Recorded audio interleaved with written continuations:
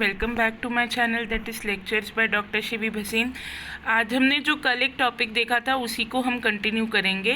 कल हमने प्रोटीन का प्राइमरी स्ट्रक्चर आपको बताया था और उसमें बताया था कि किस तरह से प्राइमरी स्ट्रक्चर की अमीनो एसिड्स की सीक्वेंसिंग होती है, उसके सारे मेथड्स हमने देखे थे। आज हम देखेंगे सेकेंडरी स्ट्रक्चर ऑफ प्रोटीन। इसमें हम क्या क्या देखेंगे, इंट्रोडक्शन देखेंगे, उसके बाद सेकेंडरी स्ट्रक्चर ऑफ प्रोटीन में मेनली दो फॉर्म्स पाए जाते हैं, या तो अल्फा हेलिक्स या बीटा प्लेटेड शीट। इनके बीच में डिफरेंस देखेंगे और कुछ और भी सेकेंडरी स्ट्रक्चर में फॉर्म्स होते हैं जैसे कॉइल्स वगैरह, उनके बारे में भी बात करेंगे। थोड़ा सा आइडिया आपको रामाचंद्रन प्लॉट के बारे में दिया जाएगा और लेटेस्ट ट्रेंड्स देखेंगे सेकेंडरी स्ट्रक्चर ऑफ प्रोटीन में क्या क्या लेटेस्ट डेवलपमेंट्स हैं। सबसे पहले हम बात करते हैं प्रोटीन्स की। कल हमने आपको बताया था कि प्रोटीन्स जो हैं वो पॉलीमर्स होते हैं अमीनो एसिड के, है ना। यानी अमीनो एसिड एक दूसरे के साथ जब पेप्टाइड बॉन्ड से जुड़ते हैं और पॉलीमराइज होते हैं तो वो जो माइक्रोमॉलिक्यूल बनता है उसे प्रोटीन बोलते हैं, है ना। मैंने ये भी बताया था आपको कि एक अमीनो एसिड का COOH ग्रुप दूसरे अमीनो एसिड के अमीनो ग्रुप के साथ बाइंड होता है और उससे पेप्टाइड बॉन्ड का फॉर्मेशन होता है। ठीक है, अब प्रोटीन के स्ट्रक्चर को कल भी मैंने बताया था कि हम 4 पार्ट्स में पढ़ते हैं। प्राइमरी स्ट्रक्चर, जिसमें मैंने बताया था कि लीनियर अरेंजमेंट अमीनो एसिड्स का होता है, अमीनो एसिड्स लीनियरली लाइंड होते हैं, और उसमें मैंने आपको सीक्वेंसिंग भी बताई थी, सारे मेथड्स अमीनो एसिड के सीक्वेंसिंग के भी बताए थे, N terminal, C terminal end और पेप्टाइड सीक्वेंस के, है ना। अब उसके बाद जो सेकेंड फॉर्म आता है प्रोटीन के स्ट्रक्चर को स्टडी करने का, वो आता है सेकेंडरी स्ट्रक्चर, जो कि बहुत ही इंपॉर्टेंट है। देखिए, किसी भी प्रोटीन का फंक्शन क्या होता है ये इस बात पर डिपेंड करता है कि उसमें कितने फोल्ड्स आते हैं, उस प्रोटीन के स्ट्रक्चर में कितने फोल्ड्स होते हैं और कैसा शेप वो प्रोटीन सेकेंडरी स्ट्रक्चर में लेता है। Most of the proteins they undergo characteristic folding, twisting और coiling to acquire a specific conformation.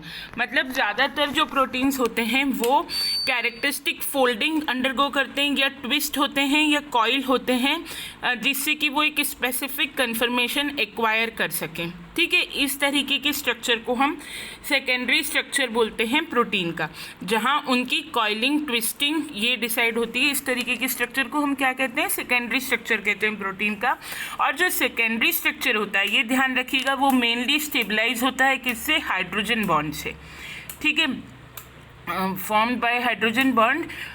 Primary structure where the chain will be folded or bent. The secondary structure occurs into two forms. दो तरह से secondary structure आपको protein का mostly मिलता है। वैसे और भी तरीके होते हैं पर मेनली 2 मेथड्स हैं। ज़्यादातर आपको प्रोटीन के सेकेंडरी स्ट्रक्चर में या तो अल्फा हेलिक्स मिलेगा या बीटा प्लेटेड शीट्स मिलेंगे, है ना। यही 2 फॉर्म में आपको सेकेंडरी स्ट्रक्चर मिल सकता है। ठीक है, देन इसके बाद नेक्स्ट जो हमारा यहाँ पर है अल्फ़ा हेलिक्स। सबसे पहले हम देखेंगे कि अल्फ़ा हेलिक्स कैसे बनता है। तो अल्फ़ा हेलिक्स जो है वो एक रिजिड रॉड लाइक स्ट्रक्चर होता है जो तब बनता है when polypeptide chain tightly coils into the right handed conformation.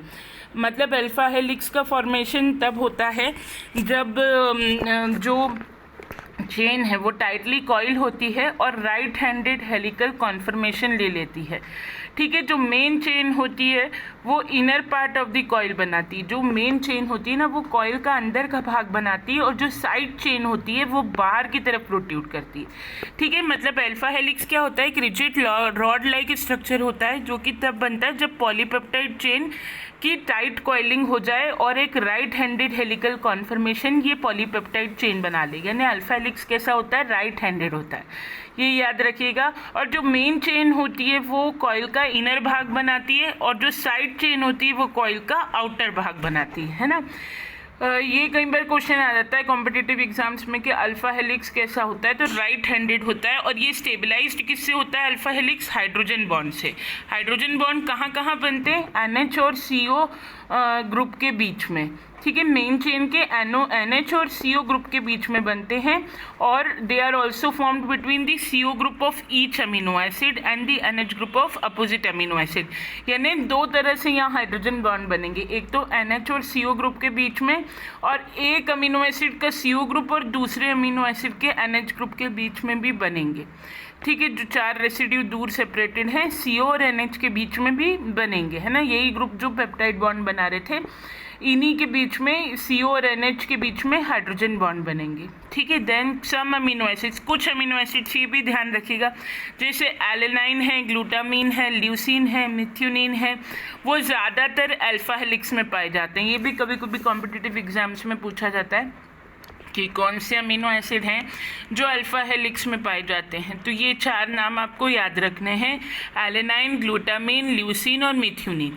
और कभी कभी हेलिक्स आपको एम्फीपैथिक नेचर का भी मिलता है। एम्फीपैथिक नेचर का मतलब होता है जिसमें हाइड्रोफोबिक और हाइड्रोफिलिक दोनों ही एंड्स हों, ठीक है। Then there are 3.6 amino acid residues per turn कितने, ये आप अल्फा हेलिक्स का टर्न देख रहे हैं तो इसमें कितने अमीनो एसिड्स होंगे, 3.6 अमीनो एसिड रेसिड्यूज होंगे, है ना। The helix and the pitch the distance between corresponding points पर टर्न इज 0.54 nm, मतलब कि जो डिस्टेंस है करस्पॉन्डिंग टर्न्स के बीच में, याद रखिएगा करस्पॉन्डिंग टर्न्स, 2 टर्न के बीच का अंतर 0.54 nm होता है। और कितने रेसिड्यू पर टर्न ऑफ हेलिक्स होते हैं, 3.6 amino acid residues per turn off helix होते हैं। एक हेलिक्स की टर्न में 3.6 अमीनो एसिड रेसिड्यू होते हैं और 2 टर्न के बीच का अंतर 0.54 nm का होता है। ये क्वेश्चन सब ऑब्जेक्टिव्स में पूछे जाते हैं। In this way, alpha helix depends upon the intramolecular hydrogen bonding between NH and CO group. Intra का मतलब होता है विदिन, इंटर का मतलब होता है 2 चेन के बीच में। तो अल्फा हेलिक्स का जो स्ट्रक्चर है वो इंट्रामोलिकुलर हाइड्रोजन बॉन्डिंग से स्टेबलाइज्ड होता है, मतलब जो NH और CO अपने एक ही अमीनो एसिड के, उनके बीच की जो बॉन्डिंग होती है, मैंने ऊपर आपको बताया था कि NH और CO ग्रुप एक ही अमीनो एसिड के बीच में हाइड्रोजन बॉन्ड होता है, और एक NH ग्रुप एक अमीनो एसिड का और CO ग्रुप दूसरे अमीनो एसिड का, इनके बीच में भी हाइड्रोजन बॉन्ड होता है। तो अल्फा हेलिक्स अपने ही चेन के NH और CO ग्रुप के बीच में जो हाइड्रोजन बॉन्डिंग होती है उससे स्टेबलाइज्ड होता है, ठीक है। एंड यहाँ पर फाई और साई वैल्यूज़, अब ये थोड़ा सा फाई और साई वैल्यूज़ हम रामाचंद्रन प्लॉट में समझेंगे कि क्या होती हैं, मगर अभी आप बस इतना याद रखिए कि फाई और साई वैल्यूज़ जो हैं वो अल्फ़ा हेलिक्स की -50 for the H alpha helix is R -50 degree and -45 to -50 degree respectively, है ना। ये फाई और साई मैं अभी आपको रामाचंद्रन प्लॉट में समझाती हूँ कि क्या होता है। अल्फा हेलिक्स में भी राइट और left handed in almost all biological protein, but generally it is right handed. ज़्यादातर अल्फा हेलिक्स राइट हैंडेड होता है, लेकिन कहीं कहीं लेफ्ट हैंडेड भी हो सकता है। Alpha helix is present in alpha keratin, ये जो स्किन का एक डेरिवेटिव होता है वर्टिब्रेट स्किन का, केराटिन, उसके अंदर अल्फा हेलिक्स मेनली पाया जाता है, ठीक है। देन हम बात करें अगर बीटा प्लेटेड शीट की, तो बीटा प्लेटेड स्ट्रक्चर जो it is the second type of secondary structure which is formed by the intramolecular as well as intermolecular hydrogen bond. ऊपर अपन ने देखा कि जो अल्फा हेलिक्स है वो केवल इंट्रामोलिकुलर हाइड्रोजन बॉन्ड से बन रहा था, लेकिन जो बीटा प्लेटेड शीट है वो इंट्रामोलिकुलर और इंटरमोलिकुलर हाइड्रोजन बॉन्ड दोनों से बनती है, ठीक है। इन दिस स्ट्रक्चर 2 और more than 2 polypeptide chains line up side by side, 2 या 2 से अधिक polypeptide chains side by side lined up होती हैं इसके अंदर, ठीक है। Then each individual chain is referred to be a beta strand. हर इंडिविजुअल चेन को हम बीटा स्ट्रैंड बोलते हैं। Rather than being coiled, each beta strand is extended. पूरा का पूरा जो बीटा स्ट्रैंड होता है वो एक्सटेंडेड होता है, कॉइल्ड नहीं होता। अब बीटा प्लेटेड शीट जो है वो स्टेबलाइज होती है हाइड्रोजन बॉन्ड से, और ये हाइड्रोजन बॉन्ड अगेन किसके बीच में बनता है, CO और NH group of adjacent polypeptide, 2 polypeptide का, वही जो पेप्टाइड बॉन्ड फॉर्मेशन में होता है, एक अमीनो एसिड का CO ग्रुप और दूसरे का NH ग्रुप के बीच में ये हाइड्रोजन बॉन्ड बनता है, जो कि बीटा प्लेटेड शीट को स्टेबलाइज करता है। ठीक वैसी बात है जैसी अल्फा हेलिक्स में हो रही थी, है ना। दी R group of amino acid in one chain alternatingly projects above and below the plane of the sheet leading to a 2 residue repeat unit। जो R ग्रुप होता है अमीनो एसिड का, यानी कि जो अल्काइल ग्रुप होता है अमीनो एसिड का एक चेन का, वो ऊपर प्रोजेक्ट करता है, ऊपर या नीचे below the plane, leading to a 2 residue repeat unit, और 2 रेसिड्यू रिपीट यूनिट को वो जन्म देता है ना। मगर आर ग्रुप जो है वो ऊपर नीचे प्रोट्यूड करता है इसमें। Then beta pleated sheet are common in nature and are favoured by the presence of amino acid like glycine और एलेनाइन। ये जो अमीनो एसिड हैं ये बीटा प्लेटेड शीट भी बनाते हैं। एलेनाइन जो है वो ऊपर भी नाम था अल्फा हेलिक्स बनाने में, जब मैंने आपको बताया था एलेनाइन ऊपर भी था और ग्लूटामिन भी ऊपर था। लेकिन क्या होता है कि कंडीशन अलग अलग हो जाती है। कुछ अमीनो एसिड होते हैं कि जो पहले ग्लूटामिन नहीं, यहाँ ग्लाइसिन है, ऊपर ग्लूटामिन था। कुछ अमीनो एसिड होते हैं जो पर्टिकुलर कंडीशन में अल्फा हेलिक्स बनाएंगे और उन्हीं को अगर कंडीशन से अलग मिले तो वो बीटा प्लेटेड शीट बना लेंगे। Then silk and many synthetic fibre such as nylon are made up of beta sheet. Silk और नायलॉन जो है वो बीटा शीट के बने होते हैं। These fibre contain beta keratin which is anti parallel beta sheet structure. इन fibre में बीटा केराटिन होता है जिसमें anti parallel beta sheet structure होता है। अब जो बीटा प्लेटेड शीट्स होती हैं ना, ये 2 प्रकार की होती हैं। नंबर 1 है पैरेलल शीट्स और नंबर 2 है एंटी पैरेलल शीट्स। जो पैरेलल बीटा प्लेटेड शीट्स होती है उसमें polypeptides are arranged in the same direction, that is the N terminal of all the chains lie on the same edge of the sheet with C terminal on the opposite end. यहाँ पर आप देखेंगे कि जितना भी and terminal है वो एक ही डायरेक्शन में है और सी टर्मिनल अपोजिट डायरेक्शन में है, यानी ये पैरेलल मतलब सी टर्मिनल दूसरी उसमें है and their C terminal on C terminal on the opposite edge. C terminal जो है वो अपोजिट एज पर है, एंड टर्मिनल एक तरफ है और दूसरी तरफ सी टर्मिनल है ना। इसको कहेंगे पैरेलल बीटा प्लेटेड शीट। और जो anti parallel beta pleated sheet होगी उसमें आप पाएंगे कि polypeptide chains run in opposite direction, that is alternating chains have their C terminal on the same side and N terminal on the opposite side. जो alternate chain होगी उसमें C terminal same side पे होगा, मतलब और N terminal जो है वो अपोजिट साइड पर होगा, है ना। सी टर्मिनल यहाँ अल्टरनेटिंग चेन पे आप देख रहे हैं अपोजिट साइड पर है ना। अल्टरनेटिंग चेन पे एन टर्मिनल अपोजिट साइड पर है, ठीक है। मतलब ये एंटी पैरेलल रन करेंगी, ठीक है। मतलब ये अपोजिट साइड पर रन करेंगे दोनों, एन टर्मिनल और सी टर्मिनल। अल्टरनेटिव चेन के अगर हम अल्टरनेटिव चेन्स को कंपेयर करें तो उनके जो सी टर्मिनल होंगे वो यहाँ सेम साइड पर होंगे, है ना, एंटी पैरेलल में। और जो एन टर्मिनल होंगे वो भी अल्टरनेटिव चेन के सेम साइड पे होंगे, तो इनको कहेंगे एंटी पैरेलल बीटा शीट्स। अब एंटी पैरेलल बीटा शीट्स ज़्यादा स्टेबल होती हैं क्योंकि उनमें fully collinear hydrogen bond formation होता है। उनका जो हाइड्रोजन बॉन्ड फॉर्मेशन होता है वो फुल्ली कोलिनियर होता है, इसलिए वो ज़्यादा स्टेबल होती हैं, ठीक है। अब डिफरेंस क्या है अल्फ़ा और बीटा प्लेटेड शीट में? अल्फ़ा हेलिक्स जो है वो कॉइल्ड स्ट्रक्चर है और बीटा प्लेटेड शीट ये तो पैरेलल है या एंटी पैरेलल शीट है। अल्फ़ा हेलिक्स जो है वो कॉम्पैक्ट मॉलिक्यूल से बना है और जो बीटा प्लेटेड शीट है वो एक्सटेंडेड मॉलिक्यूल से बनी है। अल्फ़ा हेलिक्स जो है वो usually single polypeptide chain contain करता है और जो बीटा प्लेटेड शीट है वो 2 या 2 से अधिक पॉलीपेप्टाइड चेन कंटेन करती है। अल्फ़ा हेलिक्स जो है उसका एक्सियल डिस्टेंस, 2 रेसिड्यू के बीच का डिस्टेंस 0.15 nm होता है, 2 रेसिड्यूज़ के बीच का डिस्टेंस। और बीटा प्लेटेड शीट के जो 2 रेसिड्यू होते हैं, जो 2 तत्व होते हैं, उनके बीच का डिस्टेंस 0.35 nm होता है, ठीक है। फिर अल्फ़ा हेलिक्स जो है उसमें hydrogen bond are formed among the residue of the same chain. Hydrogen bond जो है इसमें सेम चेन के रेसिड्यूज में बनता है। और बीटा प्लेटेड शीट जो होती है इसमें हाइड्रोजन बॉन्ड जो है वो it is formed among the residue of different chain. Different chain के बीच के जो रेसिड्यू होते हैं उनमें हाइड्रोजन बॉन्ड बनता है। अब ये तो हुई अल्फ़ा हेलिक्स और बीटा प्लेटेड शीट की बात। अब ऐसा भी होता है कि सेकेंडरी स्ट्रक्चर कभी कभी ना अल्फ़ा हेलिक्स होता है ना बीटा प्लेटेड शीट होता है। There are some more types of secondary structure, जिसमें कौन कौन से इंक्लूडेड हैं? एक है random coil structure, the region of the protein in secondary structure which are not recognize either of alpha helix और beta pleated sheet are called as random coils. जो structure ना अल्फा हेलिक्स बनाते हैं, जो protein ना beta pleated sheet बनाते हैं, वो क्या बना सकते हैं? रैंडम कॉइल स्ट्रक्चर बना सकते हैं। These structure usually occur when the polypeptide chain contain adjacent and repulsive residues.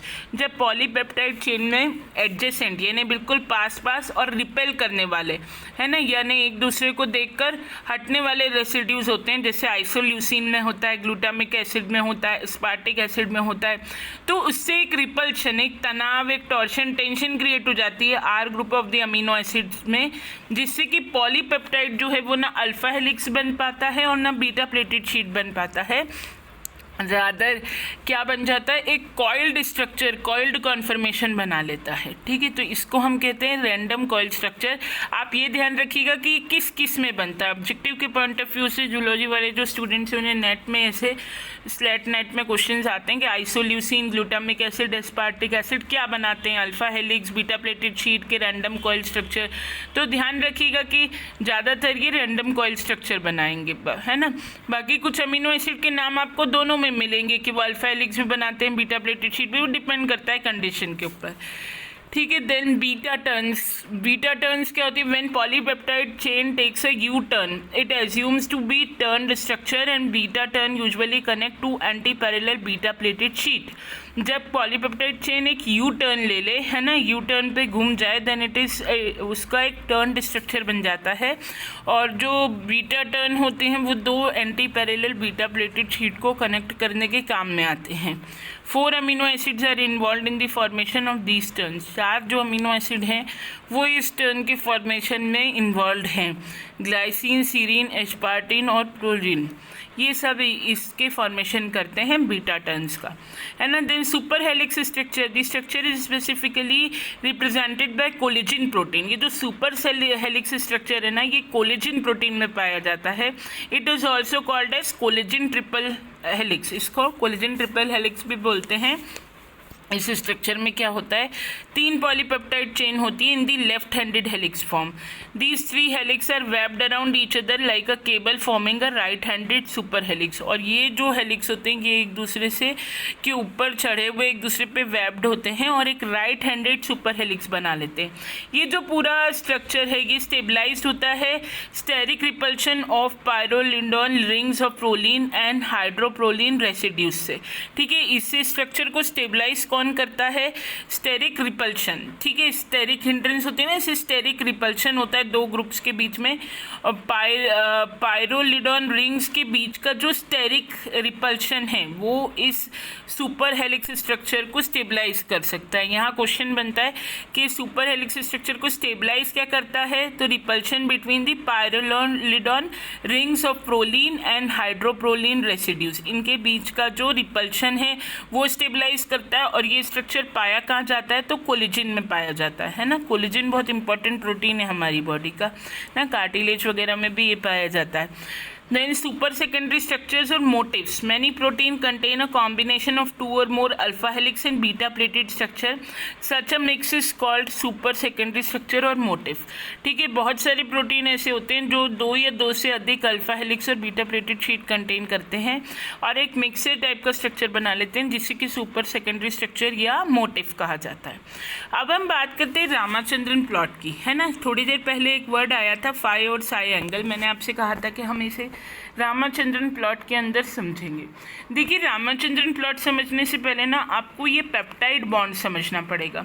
मैं शुरू से आपको जब से प्रोटीन पढ़ाना चालू करा तब से मैंने आपको बोला है कि प्रोटीन जो है वो पेप्टाइड बॉन्ड का पॉलीमर है ना। जब एक अमीनो एसिड का CO ग्रुप दूसरे अमीनो एसिड के COOH, एक अमीनो एसिड का COOH ग्रुप दूसरे अमीनो एसिड के NH2 ग्रुप से जुड़ता है तो वाटर मॉलिक्यूल का एलिमिनेशन होता है, डिहाइड्रेशन होता है और जो बॉन्ड बनता है उसको हम पेप्टाइड बॉन्ड कहते हैं। अब यहाँ आप इस डायग्राम में देख सकते हैं कि एक C और N, ये एक आपको एंगल दिख रहा होगा यहाँ पर C और N, ये एक आपको कॉम्बिनेशन दिख रहा होगा। देखिए मैं बताती हूँ आपको, ये जो है ये C डबल बॉन्ड O है, यहाँ पर ये जो है ये C बॉन्ड N का एक एंगल होता है, शायद डायग्राम में शो नहीं कर रहा। ये जो C बॉन्ड N होता है पेप्टाइड बॉन्ड के फॉर्मेशन के दौरान कार्बन और नाइट्रोजन के बीच का जो बॉन्ड होता है वो एक डबल बॉन्ड कैरेक्टर एक्वायर कर लेता है, क्योंकि जो लोन पेयर होता है वो नाइट्रोजन एटम पे प्रेजेंट होता है. So due to the presence of lone pair और नाइट्रोजन एटम, ये जो C और N के बीच का बॉन्ड है it acquires a double bond character, और उसकी वजह से C और N के बीच का बॉन्ड क्या हो जाता है, थोड़ा सा रिजिड हो जाता है. ठीक है, अब उससे यहाँ पे 3 बॉन्ड हैं. एक है C और N के बीच में, एक है C अल्फ़ा और N, ये वाला दिख रहा है आपको, ये C अल्फ़ा और N के बीच का बॉन्ड है ना. और दूसरा है C अल्फ़ा और C के बीच का बॉन्ड, ये यहाँ पर होगा C अल्फ़ा और C के बीच का बॉन्ड है ना. C अल्फ़ा और C के बीच का बॉन्ड और C अल्फ़ा और N के बीच का बॉन्ड, ये C अल्फ़ा और N के बीच का बॉन्ड. और एक है C N bond. C N bond जो है C और N के बीच का बॉन्ड, वो मैंने आपको बताया कि C और N के बीच का जो बॉन्ड है वो एक partial double bond character acquire कर लेता है because of the presence of lone pair on nitrogen atom. Nitrogen के ऊपर लोन पेयर ऑफ इलेक्ट्रॉन की प्रेजेंस होती है, जिसकी वजह से ये C सिंगल बॉन्ड N जो है ये partially double bond character acquire कर लेता है. ठीक है, इससे ये C और N के बीच का जो बॉन्ड है ये रिजिड हो जाता है, और ये जो है ये रिजिड प्लेन एग्जिबिट करता है, यानी ये बहुत ज़्यादा रोटेशन नहीं करता. हालांकि रोटेशन इसकी वजह से किसके बीच में होती है, C अल्फ़ा बॉन्ड N के बीच में और C अल्फ़ा बॉन्ड C के बीच में. ठीक है, ध्यान से समझिए. C bond N double bond का कैरेक्टर ले लेगा, इसलिए वो रिजिड हो जाएगा. उसके कारण C अल्फ़ा बॉन्ड N और C अल्फ़ा बॉन्ड C के बीच में रोटेशन होगी. तो C अल्फ़ा बॉन्ड N और C अल्फ़ा बॉन्ड C की रोटेशंस 2 एंगल बनाएंगी. C अल्फ़ा बॉन्ड N से बनने वाला एंगल होगा फाई और C अल्फ़ा बॉन्ड C से बनने वाला एंगल होगा साई. ठीक है, फाई और साई 2 एंगल बनेंगे यहाँ पे. ठीक है, वाई और साई की जो वैल्यूज़ हैं वो -180 से +180 के बीच में फ्लक्चुएट करती हैं, है ना. और ये जो रोटेशंस हैं इससे स्टेरिक हिंड्रेंसेस क्रिएट होती हैं पॉलीपेप्टाइड में, है ना. और इसलिए रामाचंद्रन ने एक प्लॉट डेवलप किया था जिससे आप हर प्रोटीन की फाई और साई वैल्यू सेपरेटली कैलकुलेट कर सकते हैं. ठीक है, उन्होंने एक ग्राफ बनाया था जिससे कि पूरे के पूरे प्रोटीन की आप फाई और साई वैल्यू जो है वो कैलकुलेट कर सकते हैं, और इसकी फाई और साई वैल्यू को देख के आप ये पता लगा सकते हैं कि उसमें स्टेरिक हिंड्रेंस पर्टिकुलर प्रोटीन में कितना है, और इससे काफ़ी कुछ आप नेचर के बारे में प्रोटीन के प्रिडिक्ट कर सकते हैं. बट ये रामाचंद्रन प्लॉट आपको बहुत ज़्यादा देने की ज़रूरत नहीं है. सेकेंडरी स्ट्रक्चर जब पढ़ाते हैं नॉर्मली हम बायोटेक में या जूलॉजी में, तो हम थोड़ा सा आइडिया दे देते हैं कि फाई और साई एंगल कैसे जनरेट होता है. फाई और साई एंगल के वैल्यूज़ -180 से +180 के बीच में फ्लक्चुएट करते हैं, और इससे जो है हम पूरा का पूरा प्रोटीन का जो नेचर है, किस तरीके का है, क्या बनेगा उसमें, वो सब पता लगा सकते हैं. बट ये पॉइंट अगर आप नहीं भी लिखेंगे तो भी चलेगा, बस नॉलेज के लिए मैंने दे दिया है. बोथ केमिस्ट्री और जूलॉजी दोनों के सिलेबस में ये सेपरेट टॉपिक नहीं है, ये डिटेल में वहाँ पढ़ाया जाता है जहाँ ये एक सेपरेट टॉपिक है. ठीक है ना, तो बस आप इतना बता दीजिए कि फाई और साई एंगल कैसे जनरेट होते हैं, है ना. और ये फाई और साई एंगल की वैल्यूज़ कितने से कितने वैल्यू के बीच में पाई जाती है. ठीक है, बाकी मेनली आपको इंट्रोडक्शन देके alpha helix, beta pleated sheet और जो दूसरे सेकेंडरी स्ट्रक्चर्स होते हैं उनके बारे में बताना है.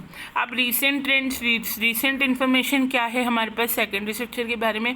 1995 में सेकेंडरी स्ट्रक्चर के बारे में प्रेडिक्ट किया गया था कि वो मेम्ब्रेन को स्पैन करके और मेम्ब्रेन के अंदर तक, मतलब इंटरनल रीजन्स तक मेम्ब्रेन को ऐसे प्रोटीन सेकेंडरी स्ट्रक्चर की स्टेज पे स्पैन करके अंदर तक पेनिट्रेट कर सकते हैं. फिर 2018 में ये बताया गया जैंग द्वारा कि प्रोटीन का जो स्ट्रक्चर है, पहले 3 ही माने जाते थे सेकेंडरी स्ट्रक्चर में, जैसा मैंने बताया alpha helix, beta pleated sheet और कॉइल्ड स्ट्रक्चर. लेकिन 2018 में जैंग एटेल ने इसे बताया कि 8 स्ट्रक्चर्स हो सकते हैं सेकेंडरी स्ट्रक्चर, जिसमें उन्होंने helix, alpha helix, beta strand, bridge, turn, bent और दूसरे भी कुछ स्ट्रक्चर्स बताए. ऊपर जैसे मैंने आपको जो सब बताए थे ना, मोटिफ वगैरह, ये रिसेंटली 2018 में उन्होंने बताया कि सिर्फ सेकेंडरी स्ट्रक्चर 3 ही नहीं होते हैं, और भी 7-8 सेकेंडरी स्ट्रक्चर्स हो सकते हैं. There can be many types of secondary structure apart from alpha helix and beta pleated sheet. फिर 2020 में घोष ने एक machine based model for secondary structure and classification of protein develop किया, जिसमें सेकेंडरी स्ट्रक्चर को उन्होंने स्पैन करके डिटेल में स्टडी किया, जो कि डिटेल में स्टडी करना मशीन बनाई उन्होंने स्टडी करने के लिए, क्योंकि हमें पता है बायो इन्फॉर्मेटिक्स के पॉइंट ऑफ व्यू से प्रोटीन बहुत इंपॉर्टेंट है। तो वो प्रोटीन्स उन्होंने वो किए, स्टडी करा, एक मशीन बनाई जिससे कि उसका क्लासिफिकेशन सेकेंडरी प्रोटीन्स का सेकेंडरी स्ट्रक्चर को आप डीपली स्टडी कर सकते हैं, प्रोटीन्स का क्लासिफिकेशन भी स्टडी कर सकते हैं। देन सीनियर ने 2020 में डिटेल्ड स्टडी प्रोवाइड करी प्रोटीन के सेकेंडरी स्ट्रक्चर के बारे में, और ये भी बताया कि अगर कोई प्रोटीन डिफेक्टिव है, मैल फंक्शनिंग है, किसी प्रोटीन का स्ट्रक्चर प्रॉपरली डेवलप नहीं होता, तो वो ज़्यादातर इसलिए डेवलप नहीं होता है क्योंकि उसकी गड़बड़ी सेकेंडरी स्ट्रक्चर से ही शुरू हो जाती है। अगर किसी प्रोटीन का सेकेंडरी स्ट्रक्चर प्रॉपर शेप में नहीं होगा तो वो प्रोटीन अपने फंक्शनल डेस्टिनी को अटेन नहीं कर पाएगा, यानी कि वो अपना फंक्शन प्रॉपरली परफॉर्म नहीं कर पाएगा। देन 2020 में बॉस्टन कोबे और माइकल मॉडल ने efforts due to develop evolutionary based model of secondary protein structure capable of revealing new biological relationship। इन्होंने एक ऐसे evolutionary based model डेवलप करा जिससे कि हम कोई भी दो जो स्पीशीज़ हैं उनके सेकेंडरी स्ट्रक्चर प्रोटीन के कोई भी दो स्पीशीज़ है, मान लीजिए कि इंसान है और चिंपैंजी है, तो हम इनके जो प्रोटीन्स हैं इनके अंदर पाए जाने वाले उसके सेकेंडरी स्ट्रक्चर को देख के इसकी इवोल्यूशनरी रिलेशनशिप बता सकते हैं। मतलब उनका कहना था कि जो सेम स्पीशीज़ होती हैं या रिलेटेड स्पीशीज़ होती है उनके प्रोटीन का जो सेकेंडरी स्ट्रक्चर होता है वो सेम होता है। ठीक है, तो ये था secondary structure of protein. I hope आपको समझ में आया होगा। आप वीडियो को देखिएगा, पॉज करके नोट बनाइएगा, और अगर कहीं भी डिफ़िकल्टी हो तो पूछिएगा। Thank you very much.